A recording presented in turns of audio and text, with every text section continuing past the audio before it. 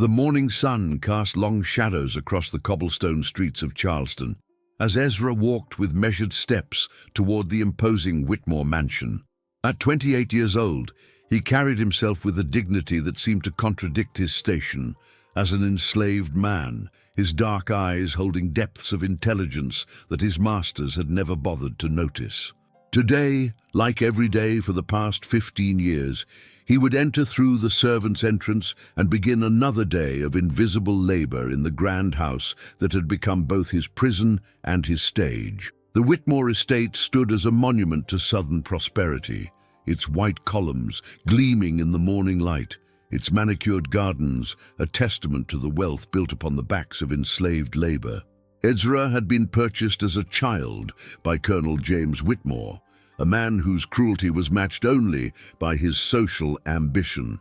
The colonel's wife, Margaret, was no better, a woman who took particular pleasure in the psychological torment of those she considered her property. As Ezra entered the kitchen, he was greeted by the familiar sight of controlled chaos. The Whitmores were hosting their annual grand feast tonight, an event that would bring together the most powerful plantation owners in South Carolina. It was a gathering that served multiple purposes: a display of wealth, a networking opportunity for the slave-owning elite, and a celebration of their perceived superiority over those they held in bondage. "Ezra," called out Martha, the head cook, her voice carrying the weight of exhaustion that came from decades of servitude. "Colonel wants to see you in his study. Says it's about tonight's arrangements." Ezra nodded, his expression remaining carefully neutral. Over the years, he had perfected the art of invisibility, of being present but unremarkable, essential but unnoticed. It was a survival skill that had served him well, allowing him to move through the house like a ghost, observing, listening, and learning. The colonel's study was a shrine to his own importance, filled with books he rarely read, maps of his vast holdings, and portraits of ancestors who had built their fortune on human misery. Colonel Whitmore sat behind his massive mahogany desk, his pale blue eyes cold and calculating as they fixed on Ezra. "Tonight's feast is crucial," the colonel began without preamble. "We have guests coming from as far as Georgia and North Carolina. These men control thousands of slaves and millions of dollars in property. I need everything to be perfect." "Yes, sir," Ezra replied, his voice steady and deferential. "You'll be serving the wine tonight," the colonel continued. "I'm trusting you with my finest bottles, some worth more than you'll ever be. Don't disappoint me." The irony was not lost on Ezra. The colonel was entrusting him with his most precious possessions while simultaneously treating him as less than human. But Ezra simply nodded, understanding that this assignment would give him access to every guest, every conversation, every moment of the evening that would soon become legendary for all the wrong reasons. As Ezra left the study, he reflected on the path that had brought him to this moment. Born into slavery on a smaller plantation in Virginia, he had been sold to the Whitmores when his previous master fell into debt. The trauma of being separated from his mother at age 13 had nearly broken him, but it had also forged something harder within him, a determination to survive, to resist, and ultimately, to strike back. Over the years, Ezra had witnessed horrors that would haunt him forever. He had seen fellow slaves beaten to death for minor infractions, watched as families were torn apart at auction blocks, and endured countless humiliations designed to break his spirit. But perhaps most damaging of all, he had been forced to watch as his younger sister, Celia, was repeatedly assaulted by the colonel's eldest son, Thomas, with no recourse for justice or protection. Celia had died 3 months ago, officially from fever.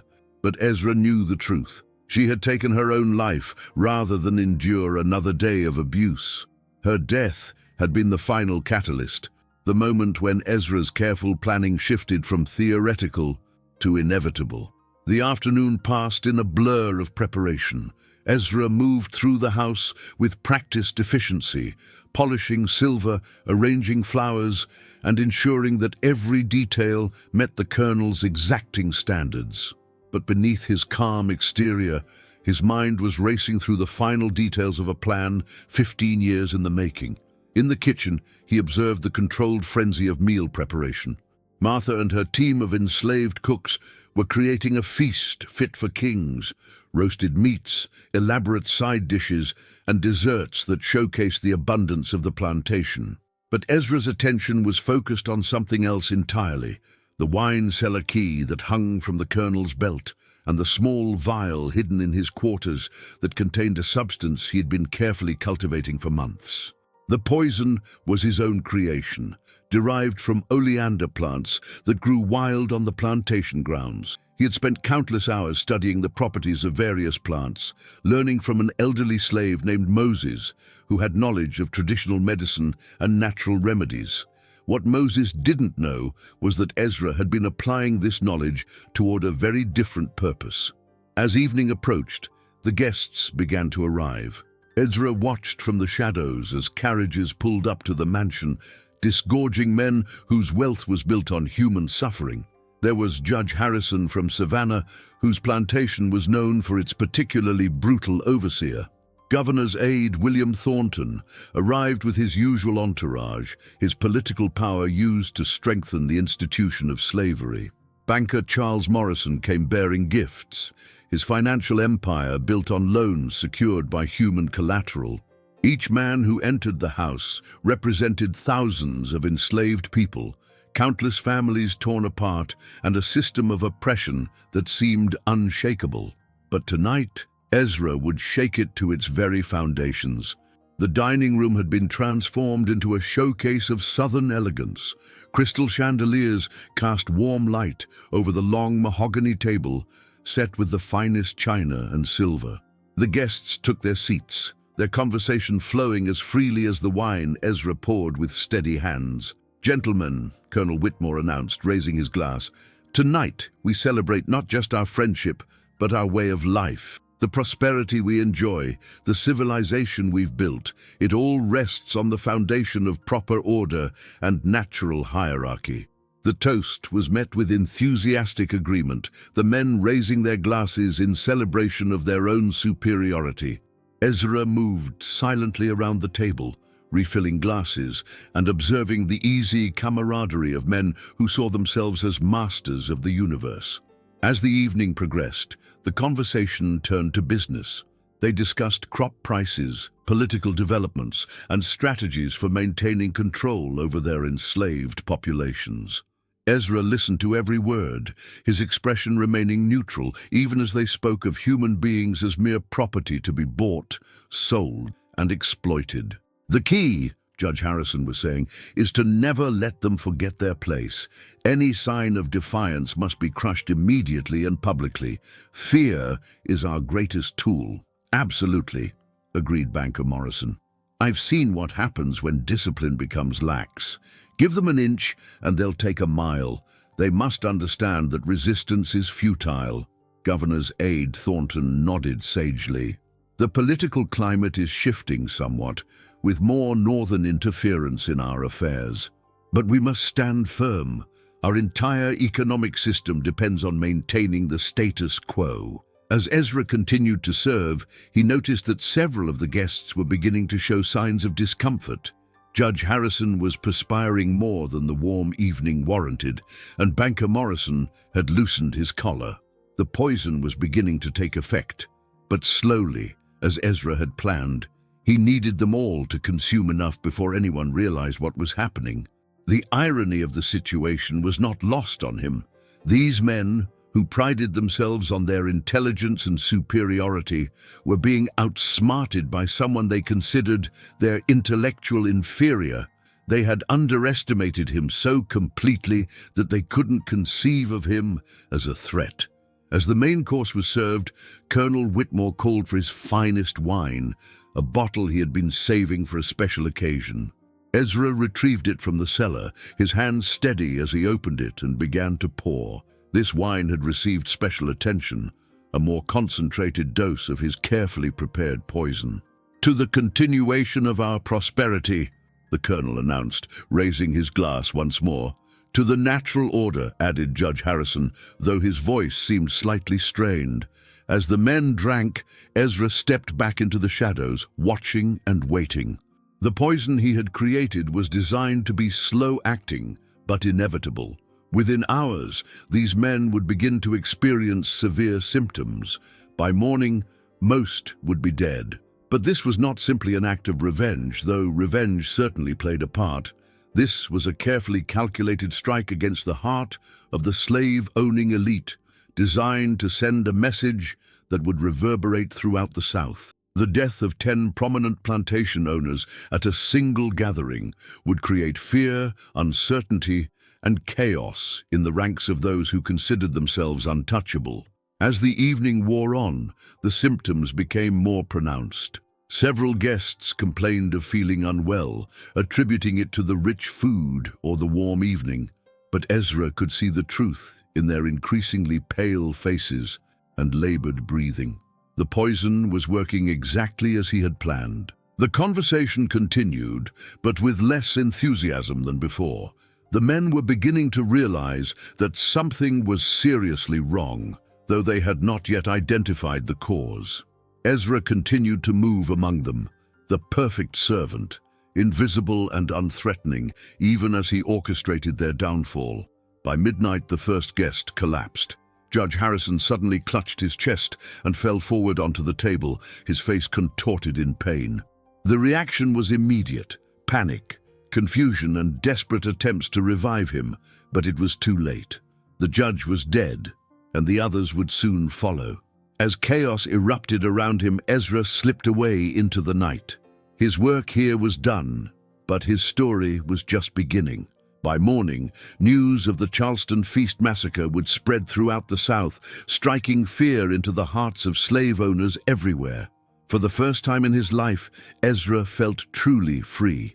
Not because he had escaped, he knew that capture was likely inevitable, but because he had struck a blow against the system that had destroyed so many lives. He had proven that the enslaved were not powerless, that resistance was possible, and that even the most carefully constructed systems of oppression contained the seeds of their own destruction. The House of Shadows had claimed its victims, and the reverberations would be felt for generations to come.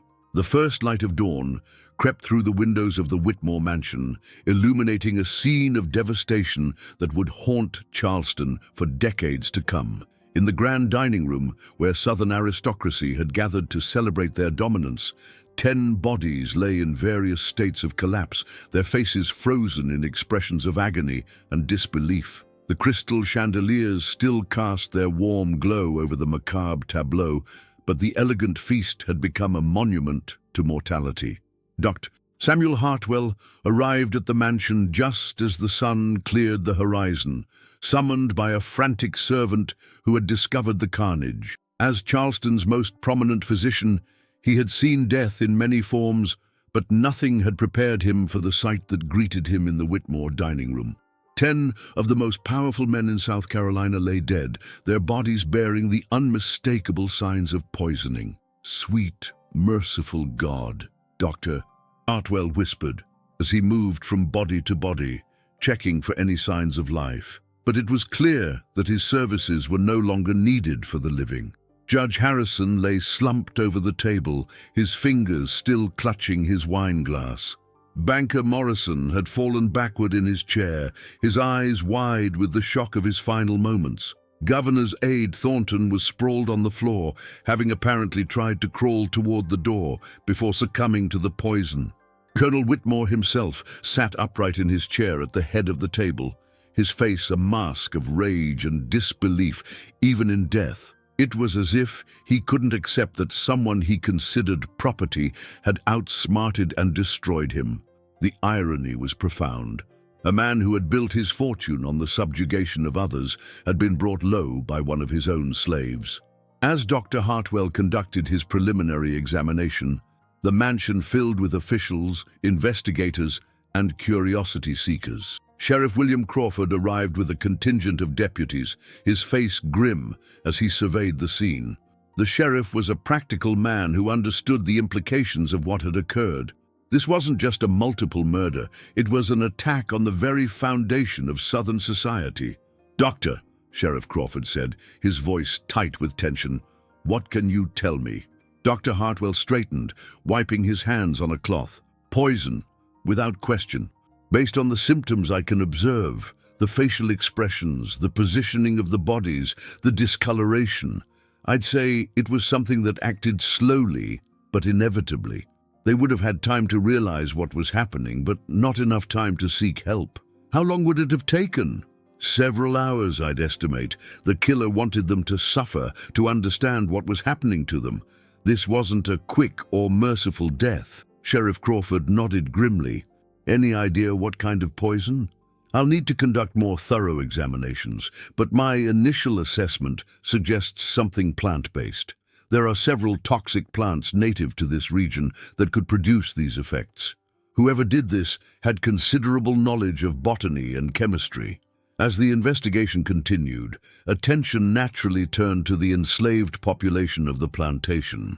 The idea that one of their own slaves could have orchestrated such a sophisticated attack was both terrifying and unthinkable to many of the white investigators. But the evidence was undeniable.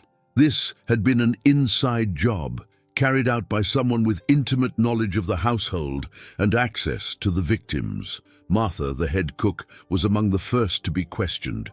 The elderly woman sat in the kitchen, her hands shaking as Sheriff Crawford interrogated her about the previous evening's preparations. "I want to know everything," the sheriff demanded.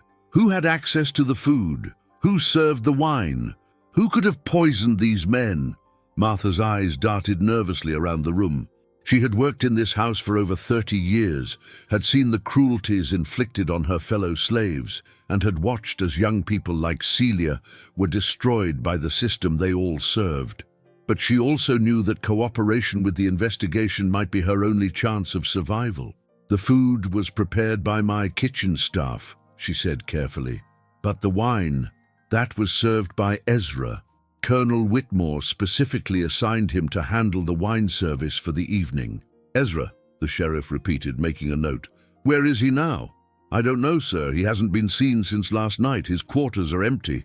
The revelation that Ezra had disappeared sent shockwaves through the investigation. Here was their prime suspect, a slave with access to the victims, knowledge of the household, and the opportunity to carry out the poisoning. But as the hours passed and search parties scoured the countryside, it became clear that Ezra had vanished without a trace.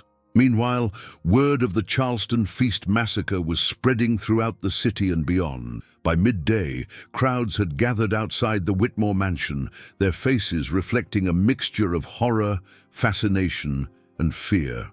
The idea that a slave could successfully murder 10 prominent white men challenged everything they believed about the natural order of society. In the slave quarters of plantations throughout the region, the news was received very differently. Whispered conversations carried the story from cabin to cabin, and while few dared to express it openly, there was an undercurrent of satisfaction, even admiration, for what Ezra had accomplished. Here was proof that the enslaved were not powerless, that resistance was possible, and that even the most secure bastions of white supremacy could be penetrated. Dr. Hartwell continued his examinations throughout the day, confirming his initial assessment that the victims had been poisoned with a plant-based toxin. The sophistication of the attack impressed him, despite its horrific nature. Whoever had done this possessed considerable knowledge and had planned meticulously. "The poison was administered in the wine," he reported to Sheriff Crawford. "Multiple doses throughout the evening, with the final most concentrated dose coming from that special bottle the colonel opened near the end of the meal. The killer wanted to ensure that all 10 men consumed a lethal amount. Could a slave really have the knowledge to create such a poison?" the sheriff asked, his prejudices making it difficult for him to accept the obvious conclusion. "Sheriff," Dr. Hartwell replied, "we've been underestimating these people for generations. Many slaves have extensive knowledge of plant medicine, passed down through generations. They've had to treat their own illnesses and injuries because we certainly haven't provided adequate medical care. It's entirely possible that someone with that background could have developed this poison." As the investigation continued, more details emerged about Ezra's background and possible motivations.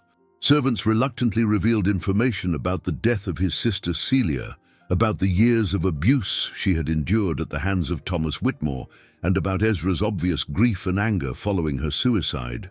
The picture that emerged was of a man driven to desperate action by years of accumulated trauma and injustice, but it was also the portrait of someone with the intelligence and determination to plan and execute a sophisticated revenge. The white investigators found this combination particularly disturbing. They could accept that slaves might be driven to violence by desperation, but the idea of calculated, intelligent resistance challenged their fundamental beliefs about racial hierarchy. By evening, the authorities had expanded their search beyond the immediate area. Wanted posters were distributed throughout South Carolina and neighboring states, offering substantial rewards for information leading to Ezra's capture. The description was detailed. A tall, intelligent-looking Negro man of about 28 years, with distinctive scars on his hands from childhood injuries. But even as the manhunt intensified, there were signs that the impact of Ezra's actions was spreading far beyond the immediate crime. Plantation owners throughout the region were reassessing their security measures, looking at their own slaves with new suspicion and fear. The comfortable assumption that their human property was docile and controllable had been shattered. In Charleston's elite social circles, the conversation was dominated by the massacre and its implications. At the exclusive Charleston Club, wealthy planters and merchants gathered to discuss the crisis over brandy and cigars, their usual confidence replaced by anxiety and uncertainty. "This changes everything," declared plantation owner Robert Caldwell, his voice heavy with concern. "If one slave can murder 10 of our most prominent citizens, what's to stop others from following his example? We need to increase security immediately," added merchant James Patterson.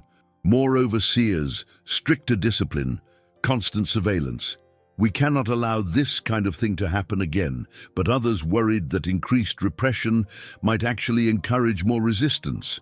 "If we crack down too hard," warned lawyer Henry Morrison, "we might create the very rebellion we're trying to prevent.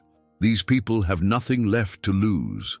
The debate continued late into the night, reflecting the deep uncertainty that Ezra's actions had created within the slave-owning class. For the first time in generations, they were forced to confront the possibility that their system of control might not be as secure as they had believed. Meanwhile, in the slave quarters throughout the region, a different kind of conversation was taking place. The story of Ezra's revenge was being passed from person to person, growing in the telling, becoming a legend of resistance and retribution. While few would dare to attempt something similar, the psychological impact was profound. The myth of white invincibility had been shattered, and the possibility of successful resistance had been demonstrated.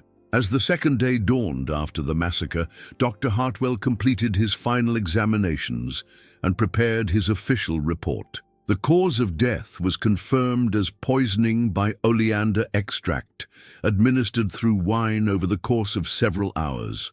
The method showed considerable sophistication and planning, suggesting that the perpetrator had been preparing for this action for an extended period. Sheriff Crawford read the report with growing frustration. Every piece of evidence pointed to Ezra as the killer, but the man had vanished completely.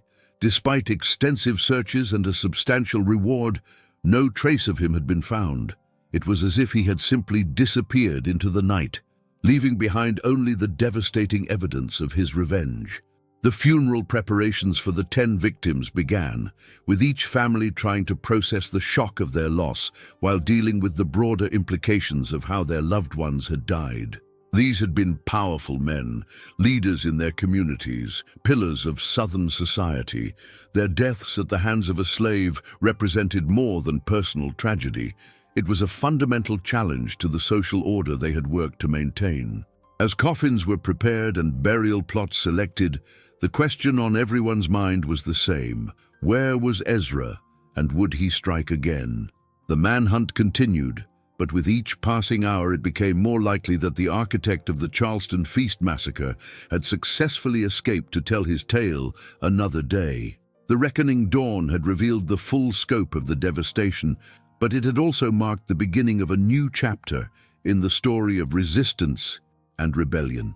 Ezra's actions would inspire others, terrify the oppressors, and ultimately contribute to the growing tensions that would soon tear the nation apart.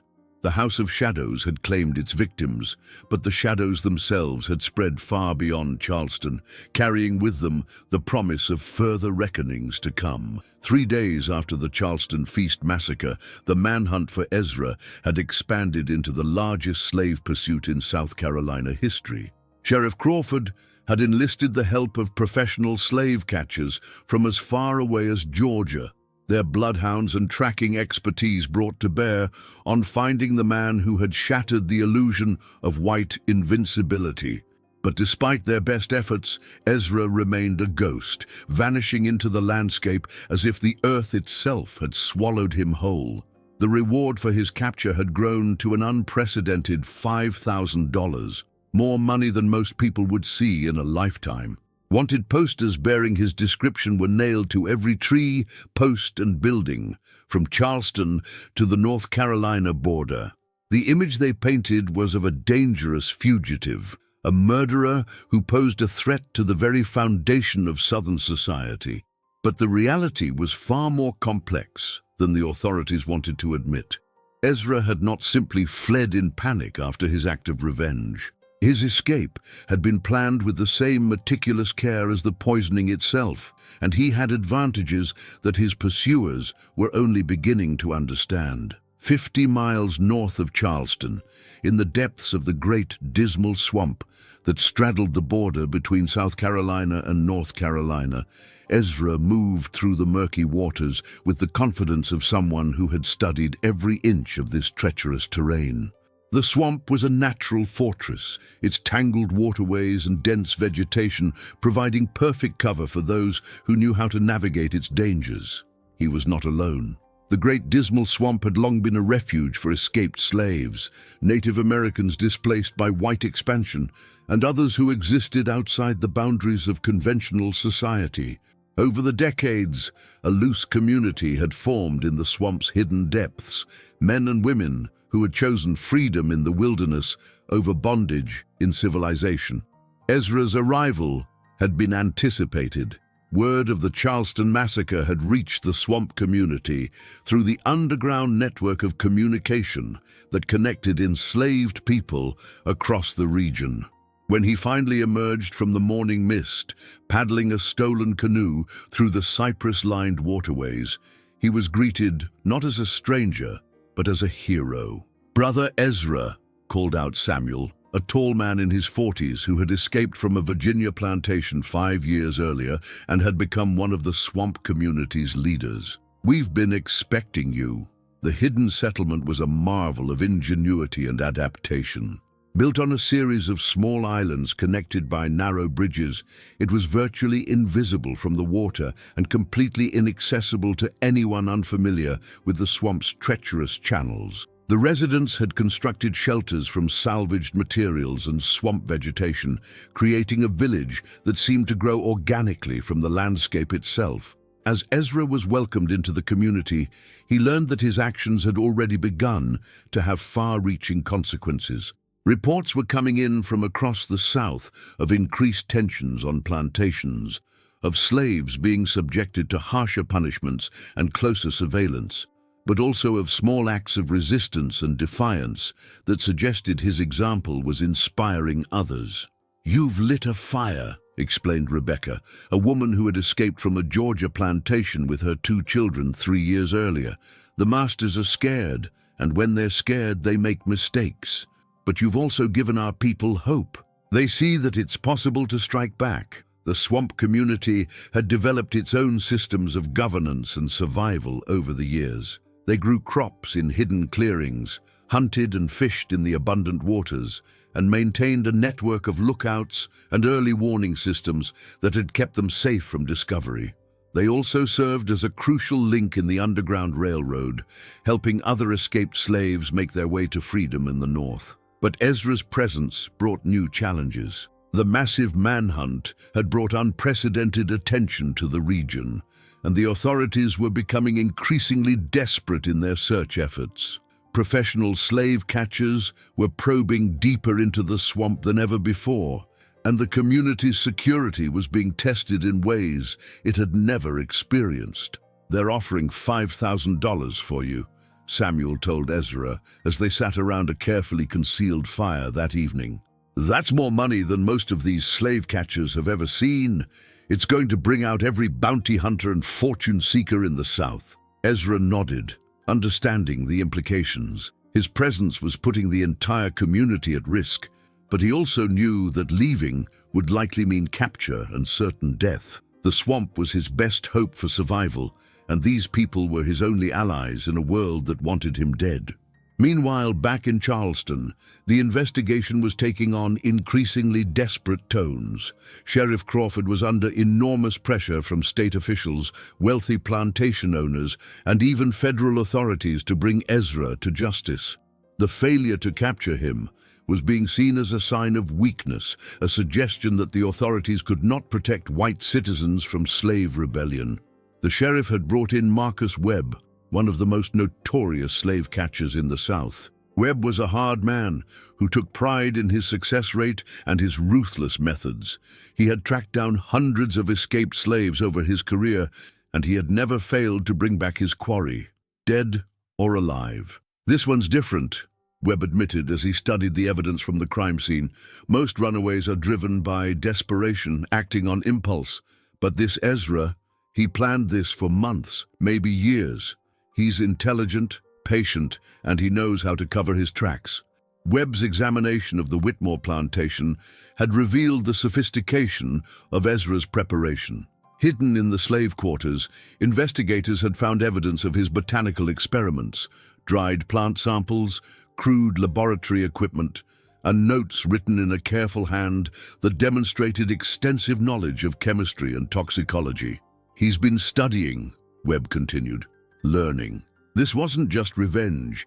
It was a carefully orchestrated attack designed to cause maximum damage to the slave-owning class. And if he's smart enough to plan something like this, he's smart enough to have planned his escape just as carefully." The slave catcher's assessment was proving accurate. Despite the massive search effort, Ezra had vanished without leaving a meaningful trail. The bloodhounds had lost his scent at a creek 5 miles from the plantation, and no reliable sightings had been reported despite the substantial reward. But Webb was not deterred. He had studied the patterns of escaped slaves for decades, and he understood that even the most careful fugitive eventually made mistakes. He began to focus his attention on the Great Dismal Swamp, recognizing it as the most likely refuge for someone with Ezra's intelligence and planning ability. "The swamp," he told Sheriff Crawford. "That's where he's hiding. It's the only place in this region where a man could disappear completely. But it's also a trap.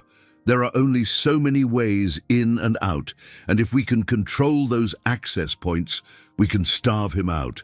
The decision was made to establish a cordon around the swamp with armed patrols monitoring every known entrance and exit. It was an expensive and labor-intensive operation, but the authorities were determined to prevent Ezra from escaping to the north, where he might find sanctuary among the abolitionists. Inside the swamp, the community was well aware of the increasing pressure. Their network of lookouts reported the establishment of patrol posts and the movement of armed men around the swamp's perimeter. The noose was tightening, but they had faced similar challenges before and had always found ways to adapt. "We need to get you out of here," Samuel told Ezra during one of their evening councils.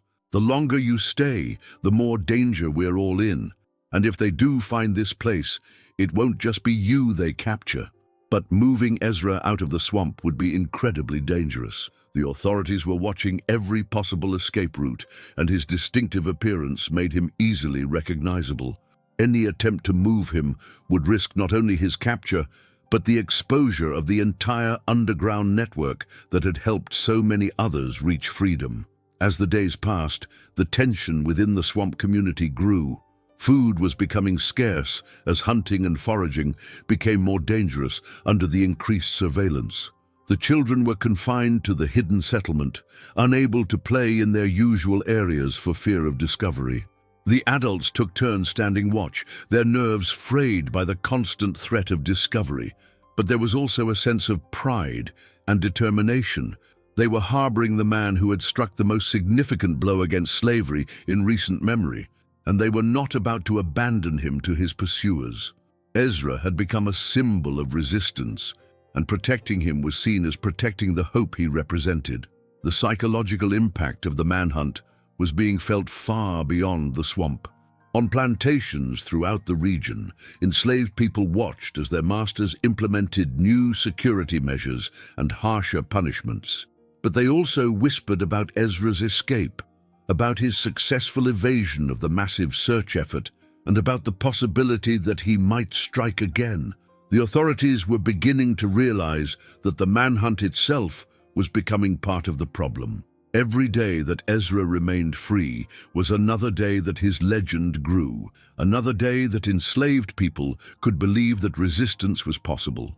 The longer the search continued without success, the more it demonstrated that even the most powerful forces of the slave-owning class could be outwitted by a determined individual. In the swamp, Ezra spent his days helping with the community's survival efforts, while his nights were devoted to planning.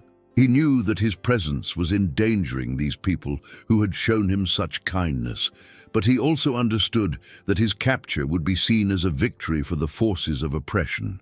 He needed to find a way to escape that would not compromise the safety of his protectors. As he sat by the water's edge one evening, watching the sun set through the cypress trees, Ezra reflected on the path that had brought him to this moment.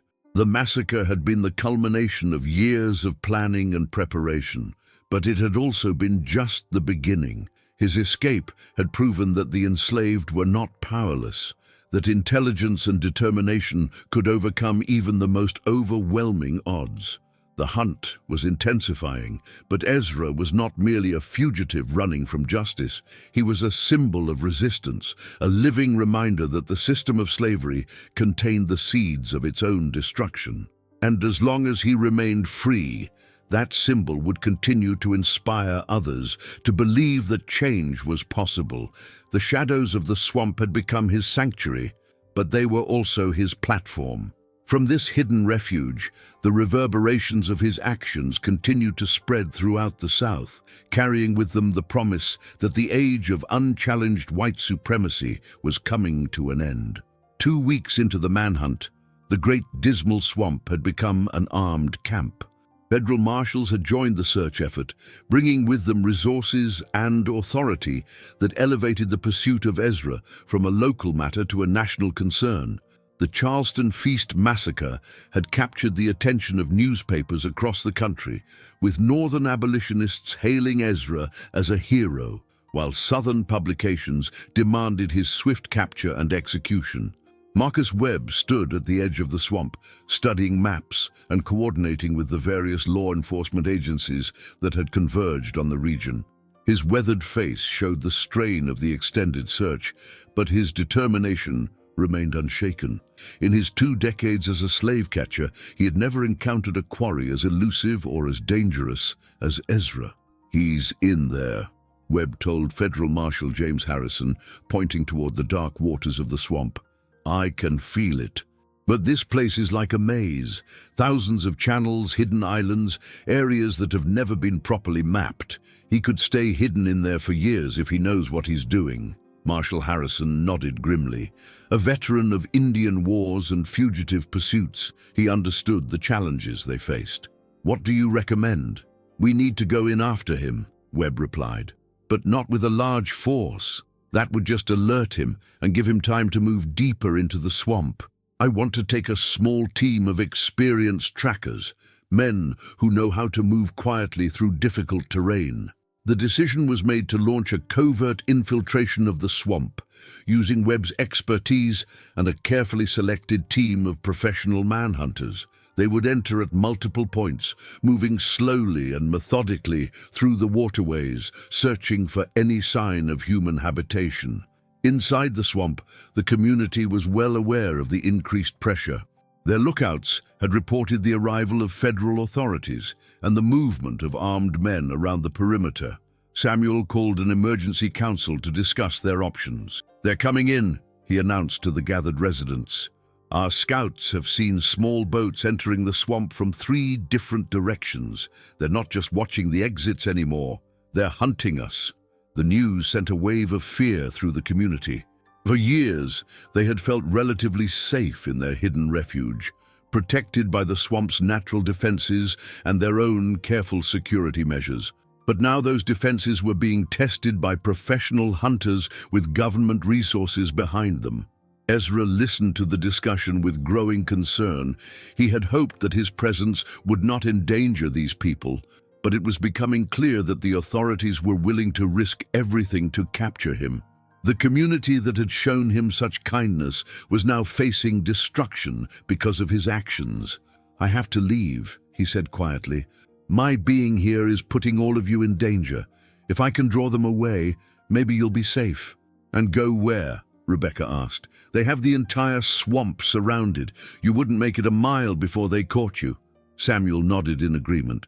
"Besides, this isn't just about you anymore. They're looking for our community now. Even if you left, they wouldn't stop searching. We're all in this together."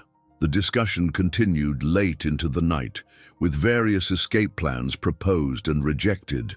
The community had survived for years by being invisible, but that invisibility was now being stripped away by the massive search effort. They needed a new strategy, one that would allow them to survive this unprecedented threat. Meanwhile, Webb and his team had begun their infiltration of the swamp. Moving in small boats through the narrow channels, they searched for any sign of human activity. The going was slow and dangerous. The swamp was filled with hidden obstacles, venomous snakes and alligators that could destroy a boat and kill a man in seconds. But Webb was patient and methodical. He understood that success in this environment required careful observation and attention to detail. He looked for subtle signs, broken vegetation, disturbed mud, anything that might indicate human passage through the seemingly pristine wilderness. On the 3rd day of the infiltration, one of Webb's scouts made a discovery. Hidden beneath overhanging vegetation, he found evidence of a carefully concealed dock, wooden planks that had been camouflaged to blend with the natural environment. It was the first concrete proof that people were living somewhere in the swamp's depths. "This is it," Webb whispered to his team as they examined the hidden dock. "Someone built this, and recently. We're getting close." The discovery energized the search effort. Webb deployed his men in a careful pattern, using the hidden dock as a starting point to search for the settlement. It undoubtedly served. They moved with extreme caution, knowing that they were likely being watched by the very people they were hunting. In the hidden settlement, the community's lookouts had indeed spotted the infiltration team. Word was passed quickly through their network, and preparations began for what everyone knew might be their final stand. Weapons were distributed, mostly hunting rifles and handmade knives, and defensive positions were established around the settlement's perimeter. Ezra found himself in an impossible position. The community was preparing to fight for their survival, and he knew that his presence was the cause of their danger. But he also knew that his capture would not necessarily save them. The authorities had invested too much in this search to simply withdraw if they found him. "I won't let you fight my battles," he told Samuel as they watched the defensive preparations. "These people came here because of me. If there's going to be violence, I should be the one to face it." Samuel placed a hand on Ezra's shoulder. "Brother, you're thinking about this wrong. This isn't your fight. It's our fight. It's the fight for the right to exist free from bondage, free from oppression. You struck a blow for all of us when you poisoned those masters. Now we stand together."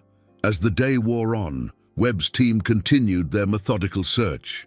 They had found additional signs of habitation, more hidden docks, carefully concealed paths, and areas where vegetation had been deliberately cultivated. They were closing in on their target, and everyone involved knew that a confrontation was inevitable. The tension reached a breaking point when one of Webb's scouts spotted smoke rising from a hidden clearing.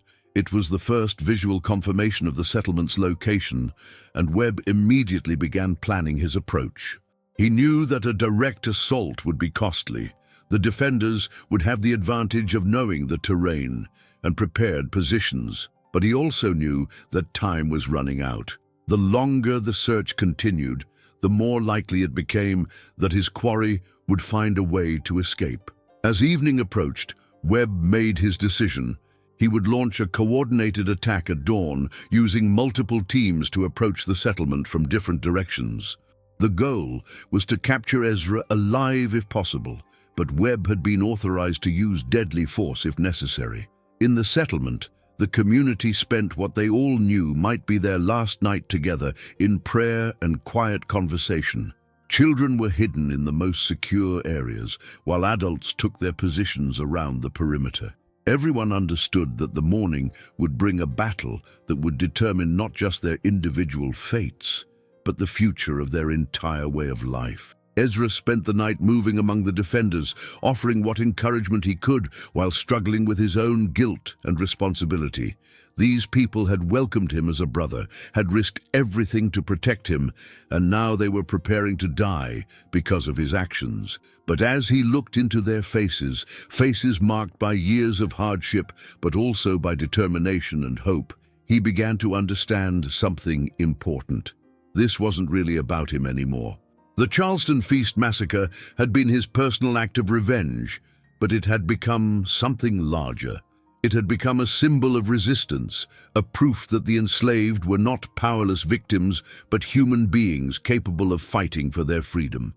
As dawn broke over the great dismal swamp, Webb's teams moved into position. The professional manhunters advanced through the murky waters with military precision, their weapons ready and their nerves taut with anticipation.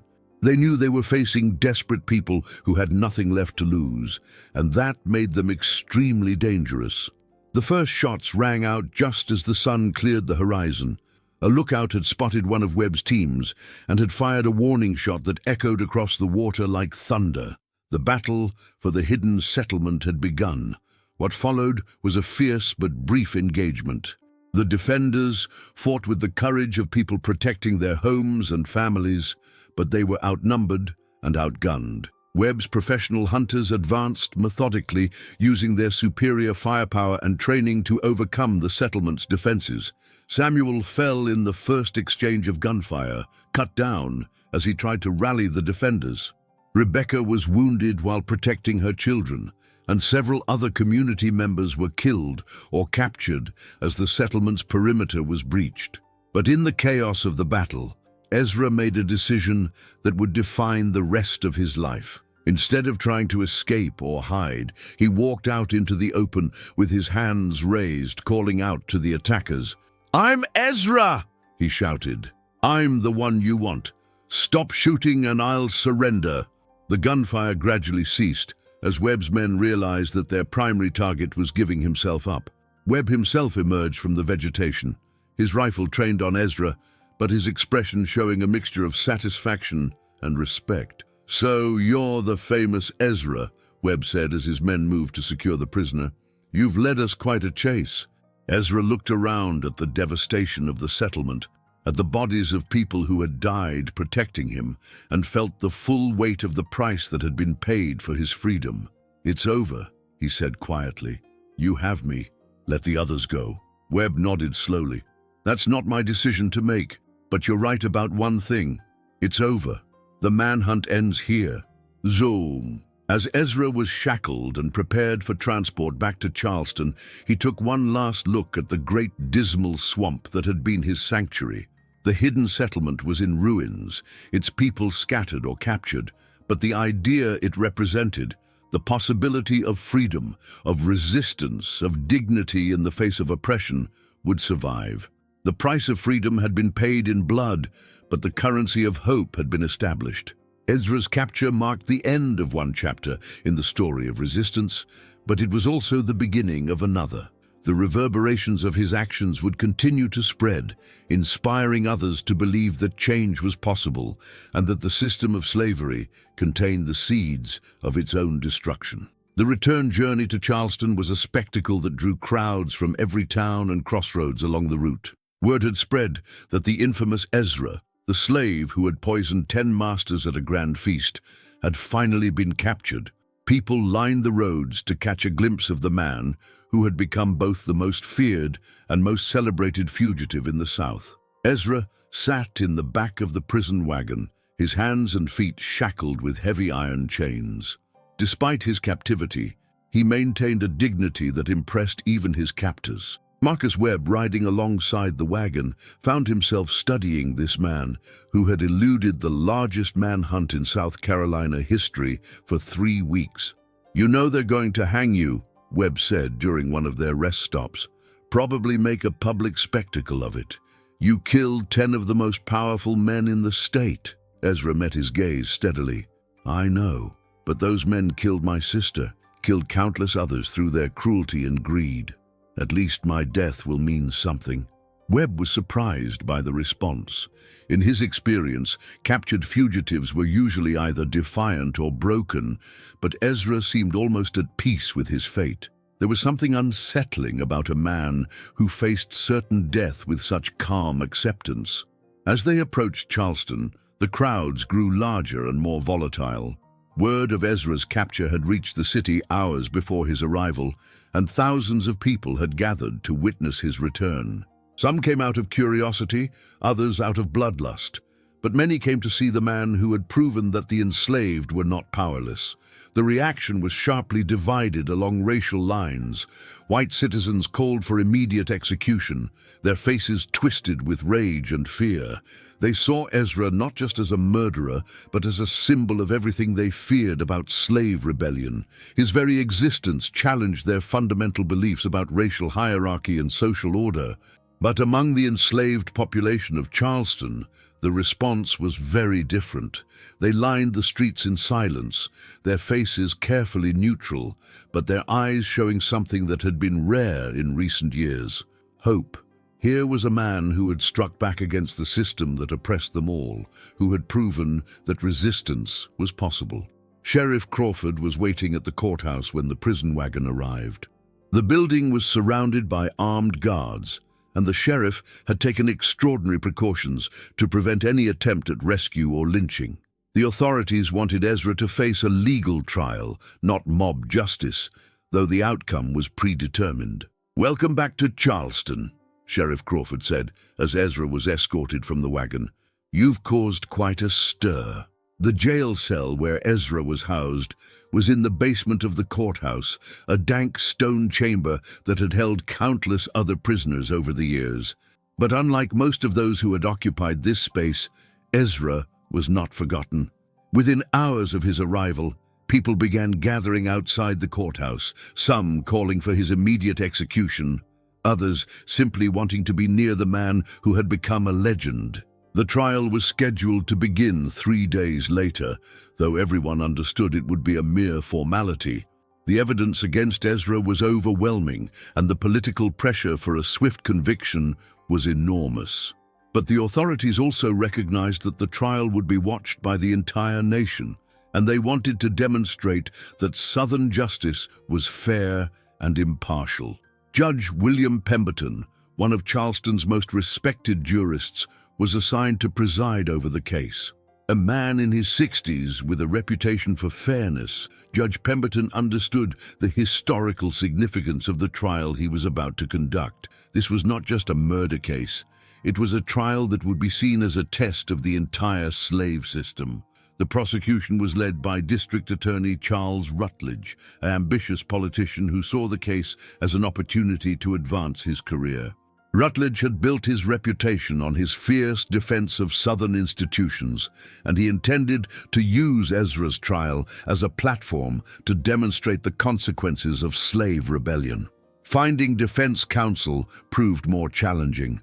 Most of Charleston's prominent lawyers were reluctant to represent a slave accused of murdering white men, fearing damage to their reputations and careers. Eventually, the court appointed Thomas Mitchell, a young attorney with abolitionist sympathies who had recently moved to Charleston from Pennsylvania. Mitchell's first meeting with his client took place in the courthouse basement, with armed guards stationed outside the cell. He had expected to find a broken man, defeated by his capture and facing certain death. Instead, he encountered someone who seemed almost serene in his acceptance of his fate. "Mr. Ezra," Mitchell began, then paused. "I'm sorry, I don't know your full name." "Just Ezra," his client replied. "Slaves don't get family names, Mr. Mitchell. We're property, remember?" Mitchell was struck by the quiet dignity in Ezra's voice, the absence of bitterness despite everything he had endured. "I've been appointed to defend you. I want you to know that I'll do everything in my power to save your life." Ezra studied the young lawyer carefully. "Mr. Mitchell, I appreciate your intentions, but we both know how this will end. I'm not asking you to save my life. I'm asking you to help me use my death to serve a purpose." "What do you mean?" "This trial is going to be watched by people all over the country. It's an opportunity to tell the truth about slavery, about what it does to people, about why desperate men do desperate things. I want my story to be heard." Mitchell was taken aback by the request. Most defendants wanted their lawyers to focus on legal technicalities, on finding ways to avoid conviction. But Ezra was asking him to turn the trial into a platform for anti-slavery advocacy. That's very dangerous," Mitchell said. "If I make this trial about slavery itself, it could make things worse for you. The jury will see it as an attack on their way of life." "Mr. Mitchell," Ezra replied, "I poisoned 10 men because I couldn't stand to watch the system destroy one more person I loved. I'm already going to hang. But if my death can help people understand why I did what I did, if it can contribute to ending this evil system, then it will have meaning." As the trial date approached, Charleston was gripped by a tension unlike anything in its history. Hotels were booked solid with visitors who had come to witness the proceedings. Newspaper reporters from across the country had descended on the city, and the courthouse was surrounded by crowds that grew larger each day. The trial began on a humid Monday morning in late October. The courthouse was packed beyond capacity, with spectators filling every available seat and standing in the aisles. Judge Pemberton had to call for order repeatedly as emotions ran high on both sides. District Attorney Rutledge opened with a prosecution that was both passionate and predictable. He painted Ezra as a cold-blooded killer who had violated the most sacred bonds of Southern society.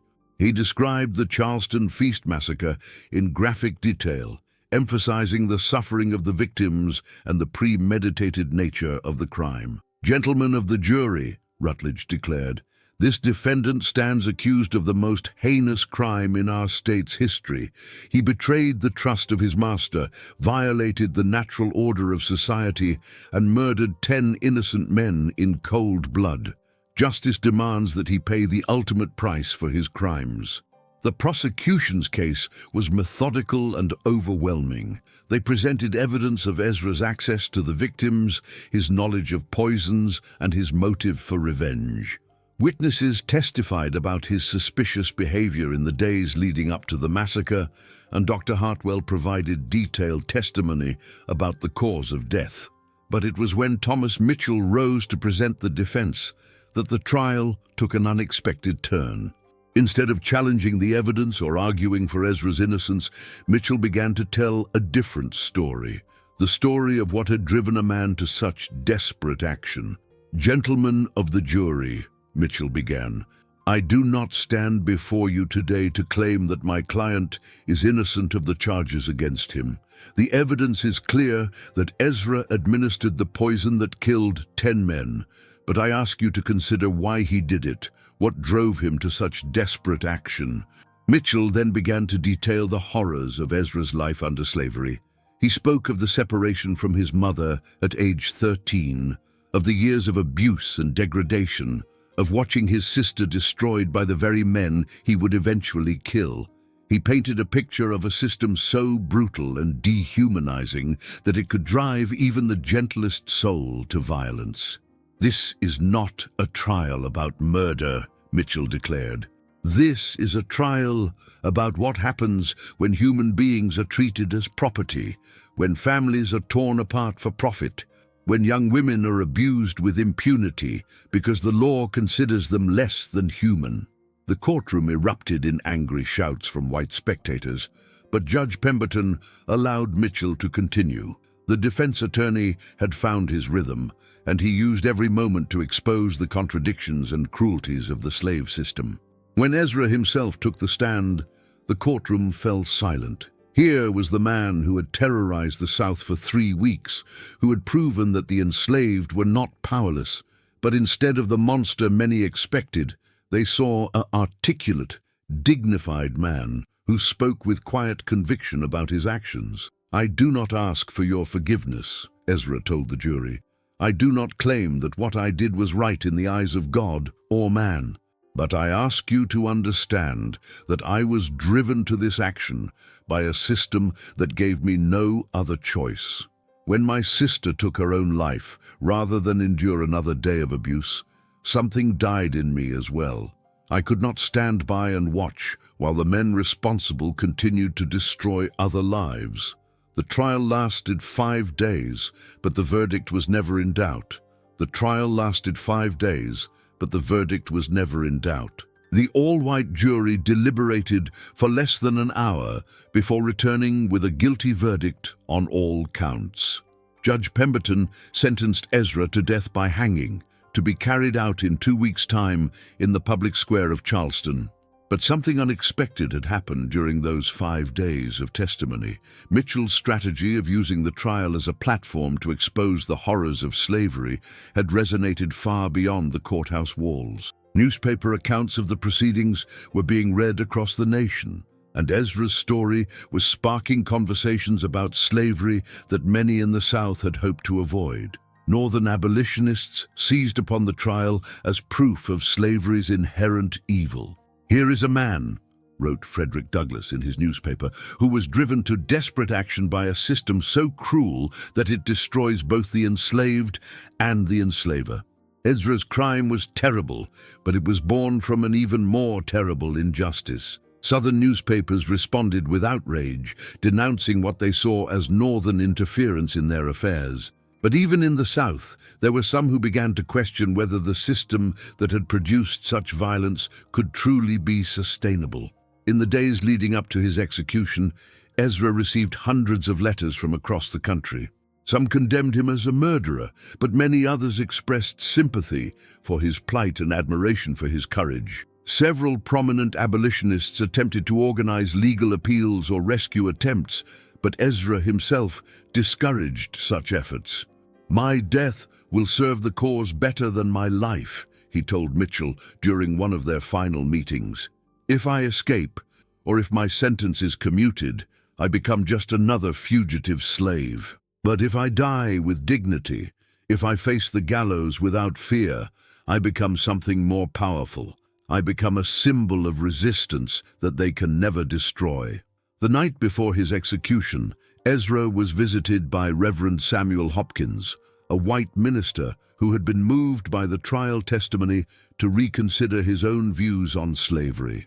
The Reverend had come to offer spiritual comfort, but found himself receiving a different kind of education.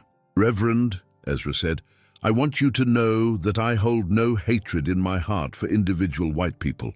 My anger was directed at a system, not at a race. There are good people and evil people of all colors. The tragedy is that slavery corrupts even the good ones." Reverend Hopkins was deeply affected by this conversation. In the years that followed, he would become one of Charleston's most vocal critics of slavery, often citing his meeting with Ezra as the moment of his conversion to the abolitionist cause. The execution was scheduled for noon on November 15, 1849. By dawn, thousands of people had gathered in Charleston's public square, creating a carnival-like atmosphere that disgusted many observers. Vendors sold food and drink, children played games, and the mood was festive rather than solemn. But as the hour of execution approached, something changed in the crowd. Perhaps it was the dignity with which Ezra walked to the gallows, his head held high and his step steady.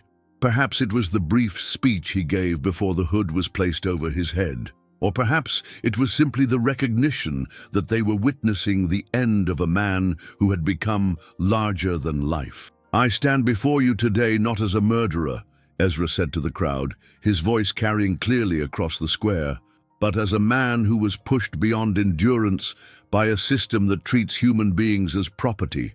I do not ask for your forgiveness, but I ask you to remember that every person, regardless of color, deserves to be treated with dignity and respect. My death today is not the end of this story.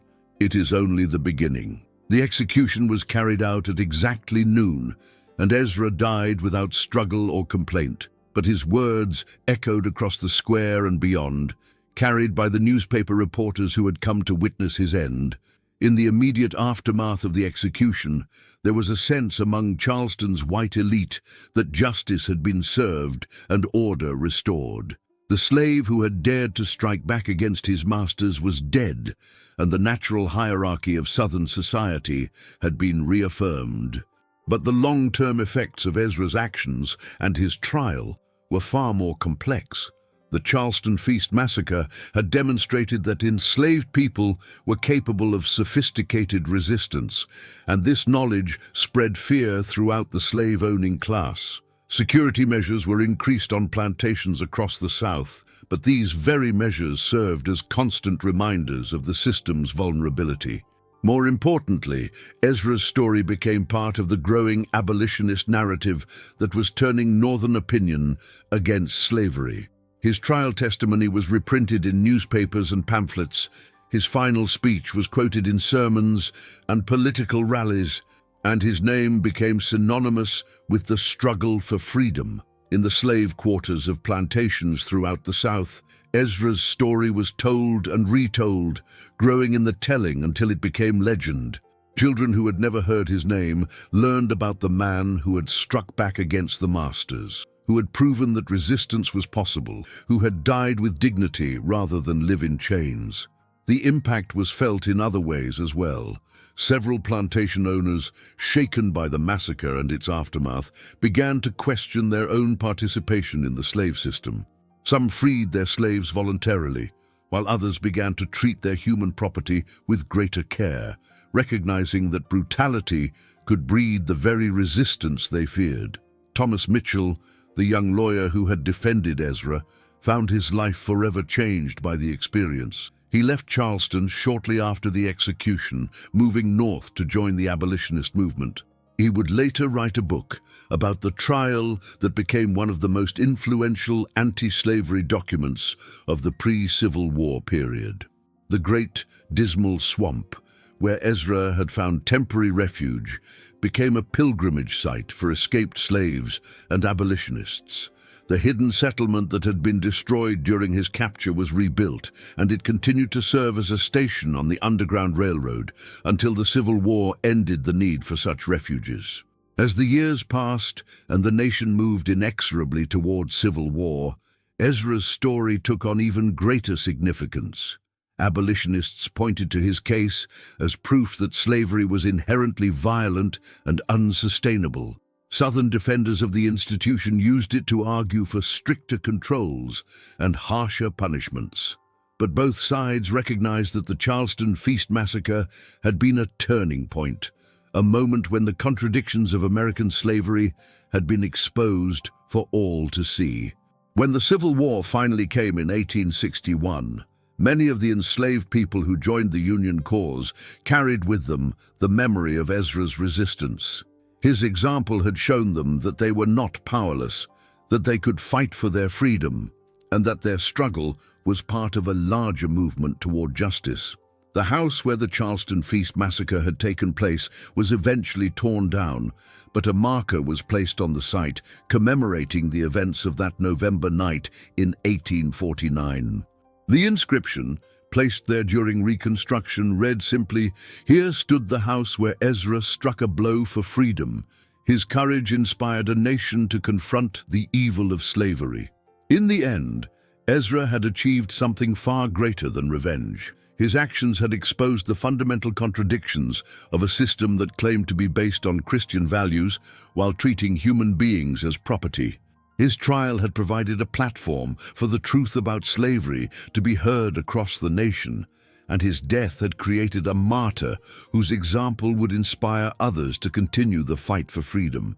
The slave who had poisoned 10 masters at a grand feast in Charleston had become something his victims could never have imagined, a symbol of hope, resistance, and the indomitable human spirit. His story would be told and retold for generations, a reminder that even in the darkest times, individuals can make choices that change the course of history. The final reckoning had come not in the form of legal justice, but in the transformation of a desperate act of revenge into a catalyst for the greatest moral awakening in American history. Ezra's legacy lived on in every slave who dared to dream of freedom, in every abolitionist who fought against injustice, and in every person who refused to accept that some human beings could be treated as less than human. The shadows of Charleston had claimed their victims, but they had also given birth to a light that would ultimately illuminate the path to freedom for millions of enslaved Americans. In death, Ezra had achieved what he could never have accomplished in life. He had become immortal, his story woven into the fabric of American history as a testament to the power of resistance and the ultimate triumph of human dignity over oppression. The end. Important notice: this story is completely fictional and created solely for entertainment purposes. All characters, events, situations, and circumstances are products of imagination and do not represent real people, living or dead, or real events. Any resemblance to actual persons or situations is purely coincidental. This powerful historical fiction explores themes of resistance, justice, human dignity, and the moral complexities of oppression and rebellion. Through the character of Ezra, it examines how systematic dehumanization can drive individuals to desperate actions, while also showing how acts of resistance can inspire broader movements for social change. The narrative demonstrates that even in the darkest periods of history, individual courage and moral conviction can plant seeds that eventually grow into transformative social movements.